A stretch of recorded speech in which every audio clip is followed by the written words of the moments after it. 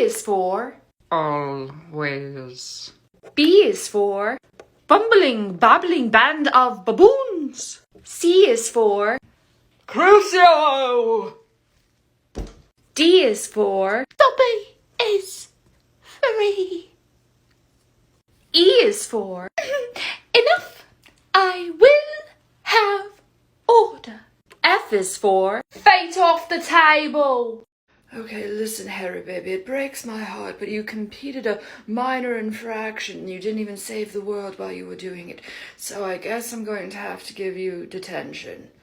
Why don't you go to the Forbidden Forest and pick up mushrooms or something? Maybe hippogriff dung if you're feeling spicy. But Professor, I'm 11. I just learned how to use magic. Plus, there's spiders and monsters in there, as big as Draco's ego. We'll never survive. Nonsense, Potter Pookie. You're only saying that because nobody ever has survived. People that always wear like one piece of jewelry, like it's always on their person no matter what their outfit is and like what it matches with. It's just their thing that they're always carrying with them. I feel safe around them. Minerva. What? Dolores is on her way over to sit with us again.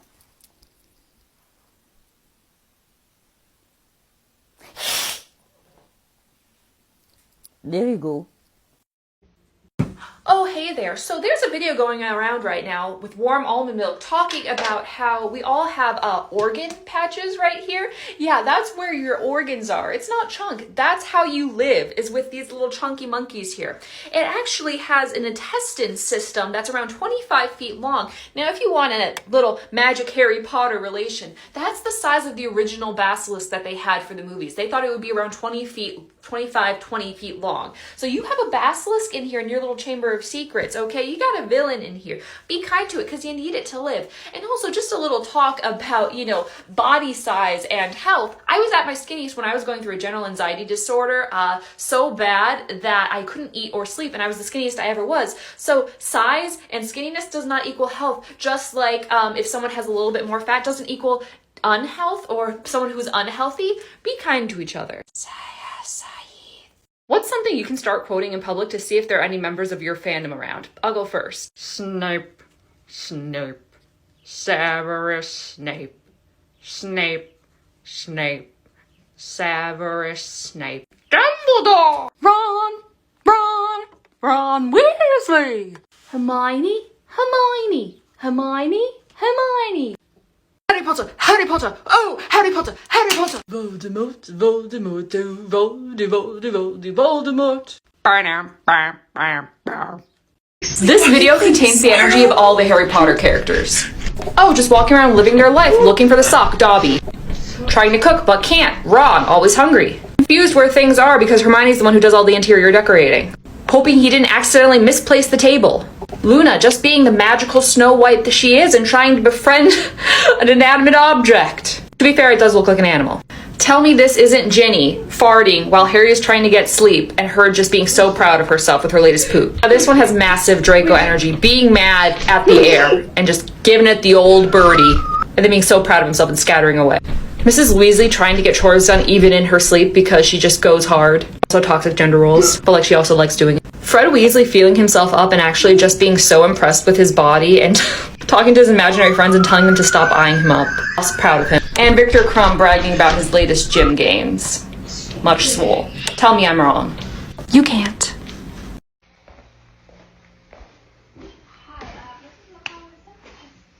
Oh, look, Potter, it's a video of when the Dursleys turned you into a baby idiot sandwich. So this is a great question. My favorite movie is actually the first one. When I was 7, I would fall asleep every night with the movie on in the background, and it was the first movie I learned every single line to. I could mentally watch it in my mind and quote every single audible word in it. My favorite book is Prisoner of Azkaban, which is actually my least favorite movie, but we'll get to that another time. And I really, really love Sirius's letter to Harry at the very end. It makes me cry every time. And also, who doesn't love a little bit of snatty, serious, and loopy daddy content? You know what I mean? The daddy issues are strong with this one, I just realized. Padfoot, I'm so glad you're here. I was just talking to Severus and he offered to brew me the Wolfsbane potion every month. I really think this is going to help. All right, Rob, that's amazing. Thanks, Padfoot. It's going to be incredible to have some freedom again for once in my life. Not feel like I'm a complete monster who destroys everything they touch. I know that's a big deal for you, my friend. So, does this mean you have complete control of your wolf form now? Well, you know, it's only still during the full moon, but yeah. Probably just going to take a lot of naps because, you know, the past 30 years of my body changing into a completely other animal until I sweat all of my fluids out. What, dude? No! You've got werewolf powers now. We've got a race. Okay, I think these are like the funniest things on the internet. I don't know if that's sad or relatable, but this person convinces me to go to Hogwarts. They're kind of like my sensei, you know what I mean? Like they're my hero guide. Oh my gosh, teach me things. This person's the first person who I befriend at Hogwarts, and we become like this, like buddies. We get friendship bracelets. He's my least favorite character. I'm so mad right now. Person winks at me during the welcome feast from their table in the Great Hall, and like they give me butterflies. Yes, please. This person accidentally sets me on fire in Charms class because they have no idea what they're doing, and so then I have this vendetta against them. T. This person ends up competing in the Triwizard tournament and asks me to the Yule Ball in front of like the whole school, and it's really romantic. Oh my gosh, why am I getting nervous? I was gonna change the lighting, but I actually kind of like the spooky vibe. So for this one, I actually do have to pick Severus because he's my boy. I've just been with him for so long. But I've read a lot of fanfics where Lucius is actually really caring and has a huge heart. So Severus, but Lucius is such a close second. Tell me you have a brother without actually telling me you have a brother. Oh, this'll be brilliant. Fred, come here. Look at this new trend.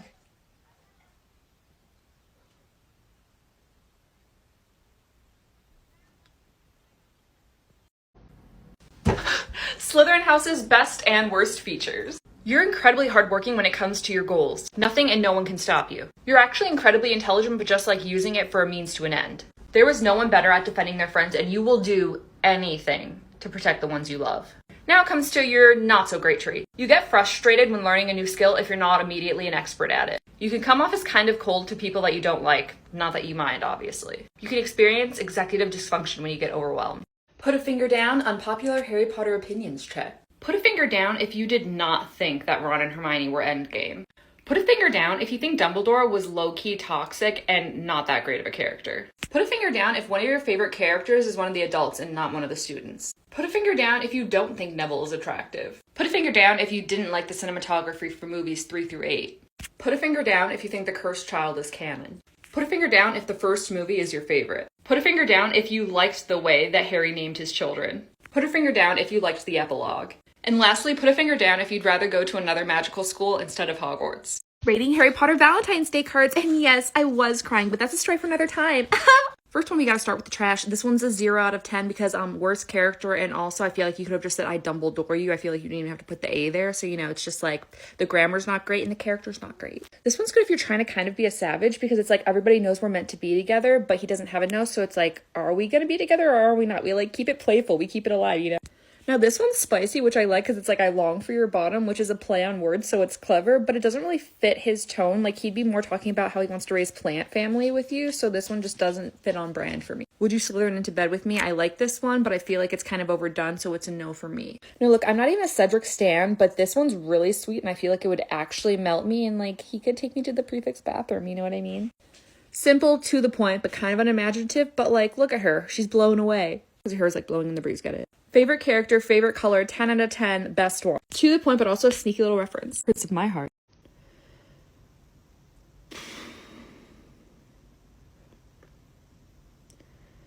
It felt like someone just took a Cupid's arrow and actually tore it through my heart for this Valentine's Day. What a present to give me. Thank you for that. I like this headcanon because not only did he get to have his little depression hole in his bedroom, you know, his mom was probably making him all kinds of food. So he kind of got to spend some time by himself. I do like that he was thinking about others, but let's not pretend there wasn't a dual purpose here.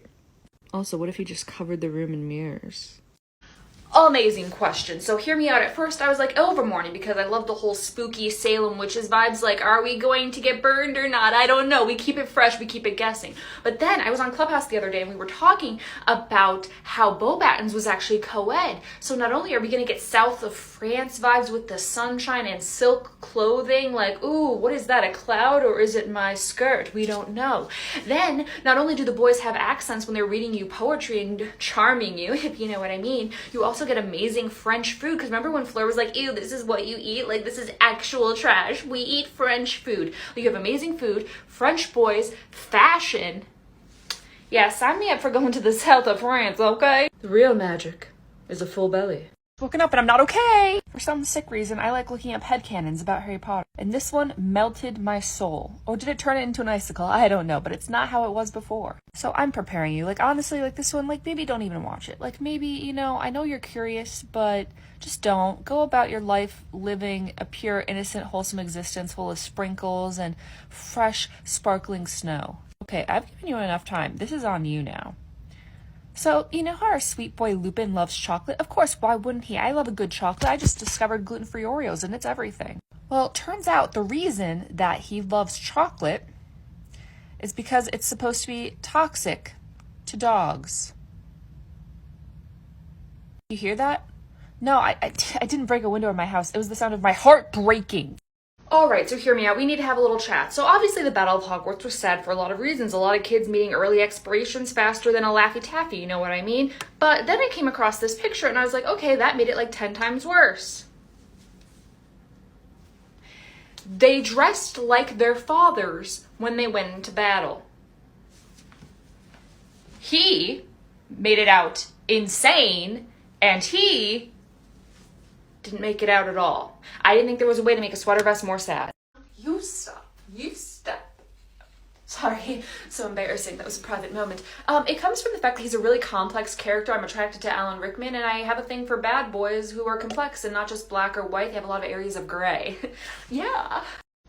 The epilogue of Harry Potter, they chose to make all of the main characters look like expired milk that had been left in the sun for 7 days. And you know, that was a choice and they made it and that's fine. But I can't help but think that the better choice would have been if they just had Harry on YouTube back in his house sending McGonagall like 30 cat videos a day with a comment that just says, LOL, is this you? I'm just saying, it would have been a more apropos ending for the actual character development of the story. Attention, Harry Potter, Tik Tok. A Hufflepuff and a Slytherin left the friendship bracelets in my person's classroom in 3rd period. If it is you, please pick them up before I give them to Professor Sprout and me. Sometimes it's just wild to think that Oliver Wood was an actual character. Like, I can just picture him being an old boy with his little gum-gums in and talking to his grandchildren, and they're like, oh my gosh, Pops, you went to Hogwarts with Harry Potter. What was it like? And him just trying to tell him all about, like, his first Quidditch game and be like, yeah, he got his snitch in his mouth. It was insane. And they're like, yeah, that's great. But, like, what was he like as a person? Like, he defeated Voldemort, right? Got the Philosopher's Stone. And he's just like, dude, he flew better than I ever saw, man. He even got his arm broken. It was so intense that I lost my accent. I see that the student has become the teacher. Well done. I 1007% believe that this is accurate.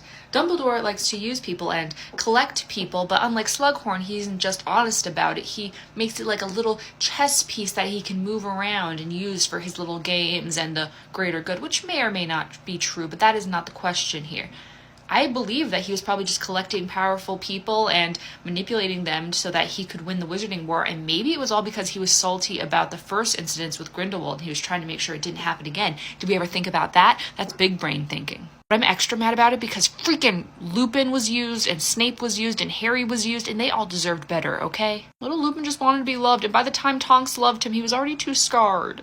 And he never really got to love Teddy. Oh no. I am out here in the wilderness and I'm going to see which wand chooses me. Now the way I'm going to test this is if I can grab it without looking in one fell swoop. This could literally Avada Kedavra someone. Okay. Oh no, it's like an aloe plant. I have an aloe leaf as a wand. Ow, it burned me. Dobby, do you believe in me? Her name's actually Sugi. Her name's not Dobby. She's a free elf. I guess Dobby was free at the end, but you know, he passed. Okay, last chance. I don't want an owl leaf. I really want this one. Sounds about right. That's about how my year's going. Okay, I'm gonna go for the really dangerous big one. Too easy. We gotta make it harder. This is the longest one on the house. Last chance to be a wizard. Cool.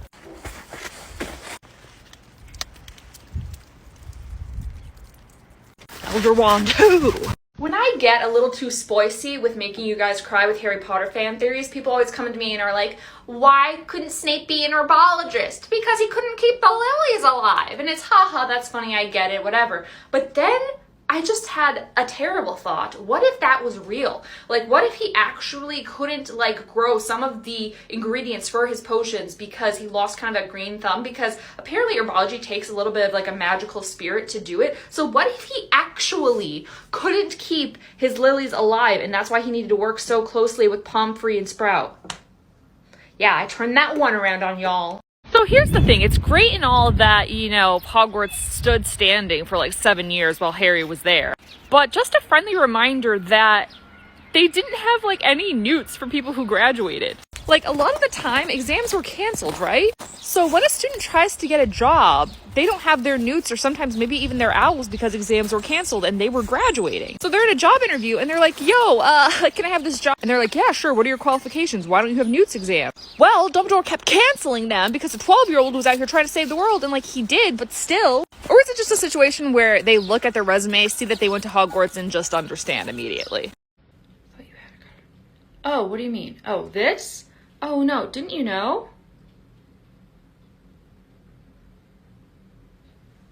I'm the Deathly Hallows. So my least favorite Harry Potter book is Order of the Phoenix, one, because it's very long, but two, because we've got sassy hormonal Harry. And then I realized, okay, you know, that was legitimate because he was going through a lot, definitely had no therapist, so it makes sense. But then I remember that, you know, he's being like, I watched Cedric expire, I fought Voldemort, I am in pain all the time, and everyone's like, okay, valid, we see that you're going through some stuff, dude. But then his whole reason he couldn't date Cho was because she was too emotional. Her boyfriend passed away, Harry, and I know that you guys were close because he told you to take a bath one time, but it's really not on the same level. And also, how dare you get mad at her for having emotions just because yours are too stunted or dug down deep inside your heart because you don't want to process them because you've never learned to have healthy coping mechanisms like any of us. You know what's interesting about Draco Malfoy? How he's the exact opposite of Harry, and it's actually a really clever plot point. The poor boy never learned how to do a Patronus charm, which makes sense. You know, he didn't have a lot of joy in his life other than, I guess, his 2 minions? And maybe Pansy for like 1 year in one of the broom closets? But he was really good at occlumency. Whereas Harry was really good at the Patronus and spurting out that, you know, Patronus juice shape animal, but could not do occlumency even with Snape Daddy teaching. The more you know. This is going to change how you see the character of Filch forever. Filch might actually have a doctorate in art conservation and has definitely read Hogwarts history. So when our serious dog boy is out there just being creepy like he does before we know that we should love him, he slashes the painting of the fat lady, and Dumbledore just calls Filch like, yo dude, this painting got destroyed, come fix it. And when he does that, there's no mention of like, oh, you can still see like a little line here. Like, no, it's back, working, peak condition, 100%. By hand, no magic, the skill. Paintings are hundreds of years old. Think about, okay, a dung bomb goes off in the classroom because Peeves sent it there. Okay, you call the house elves, right? But if it goes next to like a 300-year-old piece of armor, call Filch. That's gonna take him like 6 weeks. The Weasley twins throw a faint frisbee into an ancient, important tapestry, Filch. Peeves drawing a private part on the portrait of the founders, Filch. You'd be bitter too if kids were just breathing all over these ancient things and disrespecting them. So we all agree that Harry was a jock, right? I know they do. He was great at the sports ball, hated his classes, and couldn't even write like a page of parchment, which his handwriting was probably huge, so what would that be, like 7 sentences, if that? Just like playing with his wand. Just the broiest of bros. Not to mention he was also like a trust fund baby. Wears like the same 3 outfits. Also the fact that he isn't good in classes, but because he's important and a chosen one, I mean in this case he saves the wizarding world, but like can do whatever he wants just because the teachers want him to win their sports ball and also save the world. Oh, and he married his high school sweetheart. Exactly my Wait, point. What is it? Well, I think I broke my ankle during PE. Okay. That's Okay. it. That's all that happened. Front office, you're speaking to Tammy. I'll send him right over. Me or oh, well I guess not. Your tag is sticking. You know what? Never mind. Half a cracker or a heating pad? Can I get a full cracker or? Does this look like a grocery store? Get off it, Ginny. I love Hermione like a sister. Ronald, I'm your sister, and if you looked at me like you look at Hermione, we'd need to have a little chat with Mom. Beep. Babe, what are you doing under those blankets? Hiding. Okay, from what? Responsibilities. Beep. Dad, why did you give me such a bad name? Expelliarmus, Expelliarmus, Expelliarmus. You were named after the spell that defeated Voldemort. Shut up and be grateful. It's a beautiful day outside, but you know what that means. It's time for me to make you cry with Harry Potter sad facts. So after the Battle of Hogwarts, you know, there was a lot of expiration, if you know what I'm saying. And after they saw all their friends taking a long nap on the floor, the students finally realized what was pulling the carriages to Hogwarts all those years. Sorry, not sorry.